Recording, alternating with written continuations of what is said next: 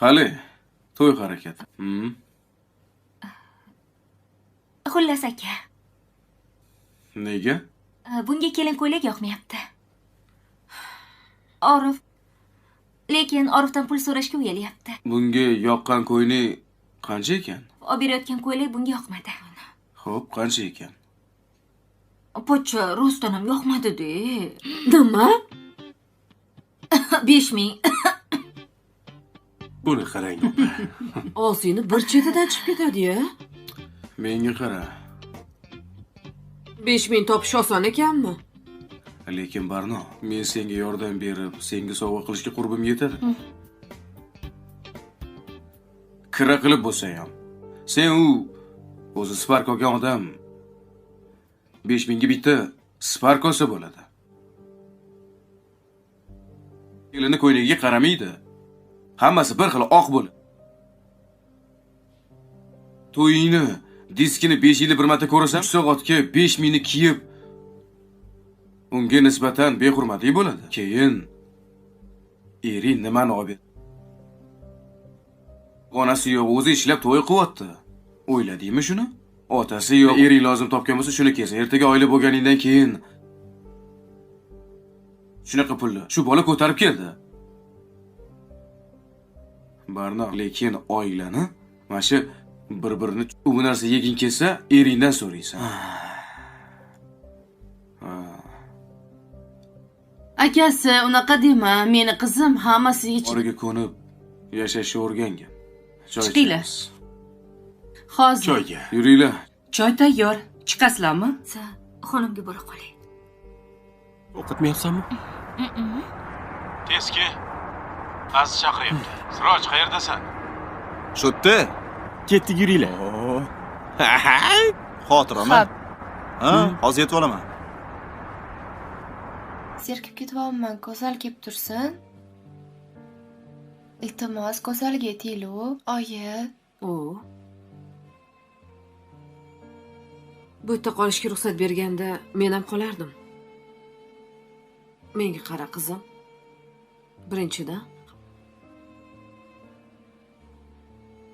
qizim, hamma ham sen Nimaga? Kasallik? Go'zalga yetib nima qilasan? Ustingdan.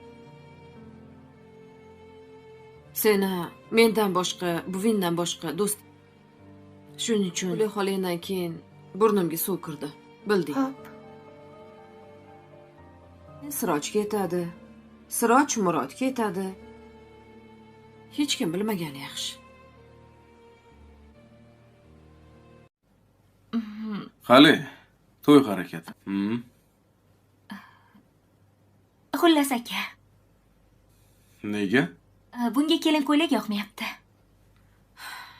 Orif, lekin Orifdan pul so'rashga uyalyapti. Bunga yoqqan ko'yni qancha ekan? Olib berayotgan ko'ylak bunga yoqmadi.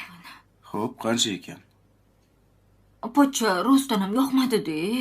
Nima? 5000. Buni qarang. Og'zingni bir chetidan chiqib ketadi-ya.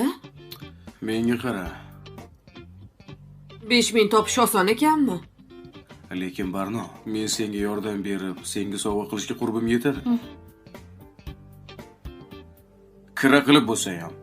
Sen o'zi Spark olgan odam 5000 ga bitta Spark olsa bo'ladi. Kelini ko'yligiga qaramaydi.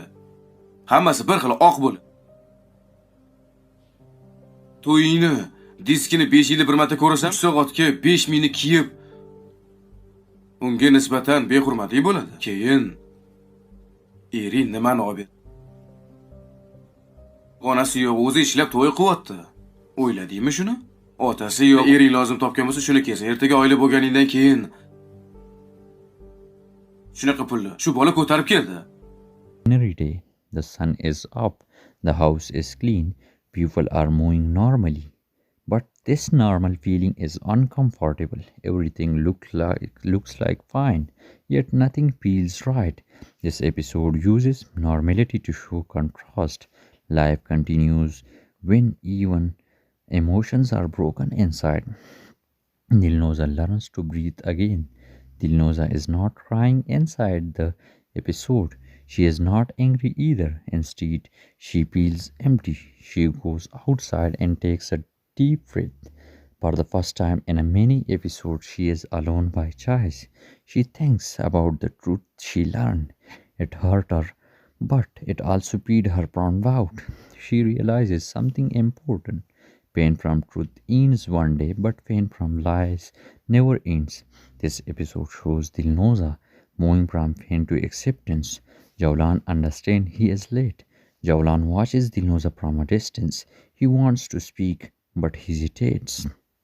For the first time, he understands that apologies cannot fix everything. He feels late, not in a time, but in an understanding. Jawlan finally accepts that good intentions do not erase bad decisions. This realization is heavier than guilt. Saudat Oppa faces reality without excuses. Saudat Oppa stops defending the past. She no longer says, I did this for you. She no longer says, I had no choice. She finally understands that fear guided her decisions. This episode shows Saudat Uffa not as a weak mother, but as a human who made mistakes and now sees them clearly. Her silence is no longer denial, it is reflection. Medina becomes the new parents. Medina steps into a quiet leadership role. She speaks gently but clearly. She listens more than she talks. Medina understands that the family doesn't need drama, it needs stability. Her calm presence changes the energy of the house. This episode shows how strength doesn't always come from authority. Sometimes it comes from emotional control. Aziz Bek loses control without acting. Aziz Bek does not do anything big in this episode, and this is the point. For the first time, he influence feels weaker. And why? Because the truth is no longer hidden. Aziz Bek power came from secrets. Now that secrets are exposed, his silence feels empty. This episode shows that manipulators lose strength when people stop being afraid. Rayona talks about moving forward. Rayona speaks to Dilnoza about life after pain. She explained that healing is not about forgetting, it is about learning how to live without memories. Rayona encourages Dilnoza to choose herself, not guilt. This scene adds hope without false happiness. Komel Akka accepts the change. Komel Akka understands that the family dynamic has changed forever. He doesn't try to bring the past back. Instead, he focuses on what comes next. He explains that growth often destroys old comfort. This episode shows maturity over control, a house that feels different. As the episode moves toward the end, the house feels quieter, not tense, just different. People more carefully. They choose words wisely. This shows that truth has changed behavior. The ending, not an ending. Kisam 100 doesn't end with closure. It ends with awareness. Dilnoza choosing a calm. Jawlan accepting loss. Saudat Opa learning humility. Medina becoming parents. Aziz Bek into the background. This episode marks the end of illusion, not the end of the story. This episode is about acceptance instead of conflict. Our